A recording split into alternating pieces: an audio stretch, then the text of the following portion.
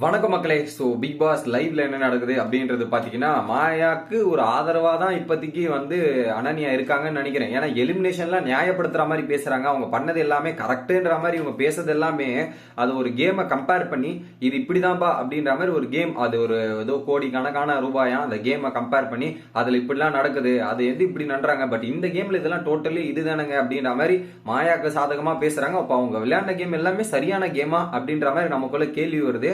So முழுக்க முழுக்க மாயாவை சப்போர்ட்டா தான் அனன்யா உள்ள போயிருக்காங்கன்றது நமக்கு கிளியராகவே தெரியுது. எல்லா இடத்துலையும் ரைட் ரைட் ரைட் அப்படின்ற மாதிரி அவங்க சொல்றதுக்கு எல்லாமே ஒரு பக்கம் பயங்கரமா, ஒரு பக்கம் விஜய் வருமா, ஒரு பக்கம் அனன்யான்ற மாதிரி லைவ் ஒரு பக்கம் போயிட்டு இருக்கு.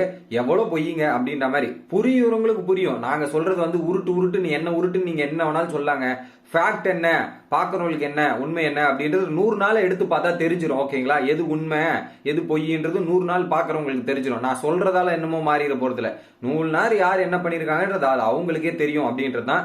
இன்னொரு பக்கம் அர்ச்சனா காலில இருந்து ரொம்ப சிக்கா இருக்காங்க. ஸோ அந்த ஹார்ட் பேக் வயிற்றுல வச்சுக்கிட்டு சொல்லிட்டு இருக்காங்க. ஸோ அது அவங்களுக்கு ரெகுலரா வரும் பாத்தீங்களா, மந்த்லி, அந்த ஒரு இஷ்யூ அவங்களுக்கு இருக்குதுன்னு நினைக்கிறேன்.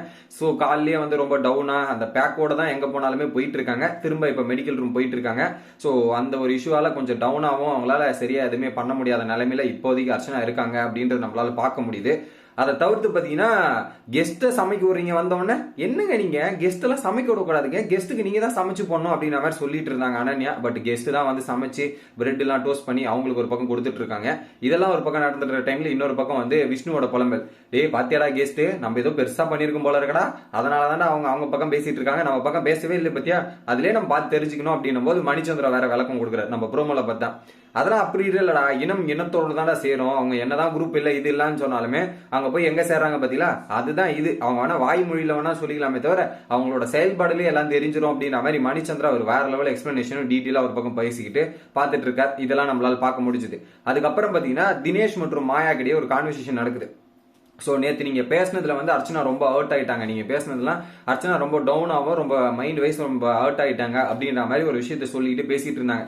ஸோ ஆல்ரெடி நம்ம அர்ச்சனாக்கு நேற்றே இந்த பிரச்சனை இருந்திருக்கு போல. ஸோ அந்த ஒரு பிரச்சனை இப்போ வேற இப்போ ஹார்ட் பேக்லாம் வச்சுட்டு இருக்காங்களே, ஆல்ரெடி இது ஒரு பக்கம் இது ஒரு பக்கம்ன்றது அந்த பிரச்சனையை ஹேண்டில் பண்ணிட்டு இருக்காங்க. ஒரு பக்கம் இருந்தாலுமே இதெல்லாம் ஒரு இருந்தது அப்படின்னும் போது இல்ல அது எக்ஸ்பிளனேஷன் கொடுக்கறதுக்கான டைம்லாம் கொடுக்க கூடாது இல்லையா அப்படின்னும் போது இவரே ஒரு எக்ஸ்பிளனேஷன் கொடுத்தாரு. அந்த சால்ட் அண்ட் பிரே அப்படின்றதுக்கு அங்கே எக்ஸ்பிளனேஷன் கொடுத்து அர்ச்சனாவுக்கு புரிய வச்சாரு. ஆனா அர்ச்சனா எக்ஸ்பிளனேஷன் கொடுக்கும்போது அவர் ஓடல. ஓகேங்களா, இவரு தினேஷ் பேசலாம், ஆனா அர்ச்சனா பேசக்கூடாது அப்படின்ற மாதிரி ஒரு நியாயம். அவங்க கேட்டா எல்லாத்தையும் நியாயமா பேசுவாங்க.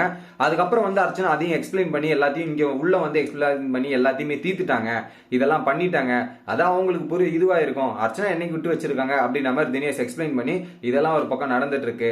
அதை அவங்க பேசுறது எல்லாமே ஓப்பனா எல்லா விஷயத்தையும் பேசிடுறாங்க. ஒரு செலிபிரிட்டி இது மாதிரி இருக்கும்போது ஓப்பனா சில விஷயங்கள் பேசிடுறாங்க. அதை மீன் பண்ணி தான் நீங்க சொன்ன அப்படின்ற மாதிரி சொல்லிட்டு இருக்காரு.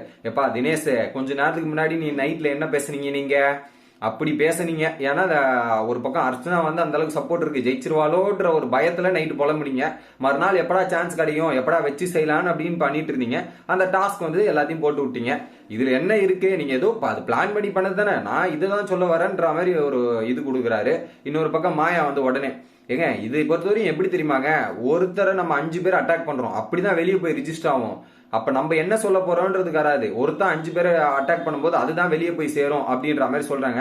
ஏங்க நீங்க பேசுறது எல்லாத்தையும் கரெக்டா பேசினா ஏங்க அப்படி போய் சேராது, நீங்க போய் தப்பா பேசுனீங்கன்னா அது வேற மாதிரி தான் சேரும், இல்ல கரெக்டா பேசுனீங்கன்னா சேரும். அதை அவங்க எல்லாத்தையும் கனெக்ட் பண்றாங்க. சோ நம்ம அர்ச்சனாவை அட்டாக் பண்றது எல்லாமே நாங்க கரெக்ட், அர்ச்சனா மட்டும் தான் தப்பு அப்படின்ற மாதிரி இங்க பில்டப் பண்றாங்க பாருங்க. அதுதான் எனக்கு மோசமா இருக்கு. அப்ப நீங்க போய் புல்லிங்க ரைட்ன்ற மாதிரி பேசுறீங்க. இப்ப 6 பேர் ஒருத்தர் போய் அட்டாக் பண்ணுது, அது சரின்னு பேச வரீங்க, அப்படியா? புரியல எனக்கு. இவங்க பேசுறதுலாங்க அப்படிதாங்க இருக்கு. 6 பேர் போய் ஒருத்தரை அடிச்சா அந்த ஒருத்தருக்கு சப்போர்ட் கொடுக்க 6 பேருக்கு தப்புன்னு சொல்றாங்க. ஆமா, நீங்க நியாயமான விஷயத்த போய் பேசுங்க, நியாயமான விஷயத்துக்கு இல்ல.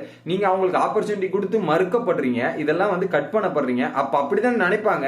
நீங்க அதுக்கான விளக்கத்தை இது எல்லாத்தையும் கொடுத்தீங்கன்னா இது பண்ணலாம். அதெல்லாம் கட் பண்ணிட்டு இதெல்லாம் பண்ணோன்னே தினேஷ் ஒரு பக்கம் நம்பிக்கை இருக்கு. என்னதான் இருந்தாலும் நான்லாம் அவங்க ஆடியன்ஸ் கை தட்டுறாங்க இதெல்லாம் பண்றதுக்குலாம் நான் பயப்பட மாட்டேங்க. என்னோட பாயிண்ட் நான் ஓப்பனா வச்சிருவேன், ஃபேஸ் டு ஃபேஸ் பேசிடுவேன், இது மாதிரி பேசுவேன் அப்படின்னு சொல்ல. ஏன் சார் அப்புறம் ஏன் சார் பின்னாடி உட்காந்து பேசுறீங்க, தைரியமா பேச வேண்டியது தானே அப்படின்ற மாதிரி தான் ஒரு பக்கம் ஃபீலிங் இருந்தது. எனக்கு நம்பிக்கை இருக்கு, ஆடியன்ஸ் புரிஞ்சுப்பாங்க, இது நம்ம பேசுற விதங்கள் எதுக்குன்றது ஆடியன்ஸ் புரிஞ்சுப்பாங்க. அன்னைக்கு ஒரு மார்னிங் டாஸ்க் வச்சாங்கல்ல, அது ஒன்னு இருக்கட்டும் இது ஒன்னு இருக்கட்டும், ஆடியன்ஸுக்கு புரிஞ்சிடும், என்னன்றது கரெக்டா தெரிஞ்சிடும் அப்படின்ற மாதிரி ஒரு நம்பிக்கையோட இருக்காரு. சார் நீங்க என்ன நம்பிக்கையோட இருந்தாலும் இந்த ஒட்டுமொத்த கேமை மட்டும் தான் சார் பார்க்க போறாங்க, இந்த ஒரு விஷயத்தால அவ்வளவு பெரிய மாற்றங்கள் ஏற்படுமான்னு கேட்டீங்கன்னா எந்த ஒரு மாற்றங்களும் ஏற்படாதுன்றதுதான் உண்மை சார் அப்படின்றது. இதுல என்ன ஹைலைட்னா, தினேஷ் நினைச்சிட்டு இருக்காரு அர்ச்சனா தான் டாப் அர்ச்சனா தான் இதுல இருக்காங்கன்னு. இன்னொரு பக்கம் அதுக்கு காம்படிட்டரா மாயாவும் பக்கத்துல வந்துட்டு இருக்காங்கன்னு தெரியுது. கடைசியில செகண்ட் பிளேஸ் அவர் செகண்ட் இல்ல ஃபர்ஸ்ட் பிளேஸ்க்கே என்ன வச்சிருந்தாலும் அவங்க மாயா பீட் பண்ண போறாங்கன்றது அது அவருக்கு தெரியாம இருக்காரு. என்னத்த சொல்றது அப்படின்ற மாதிரி தான் எனக்கு தோணுது. உங்களோட கருத்து என்ன அப்படின்றது கமெண்ட் பண்ணுங்க. வீடியோ பிடிச்சிருந்தா லைக் பண்ணுங்க.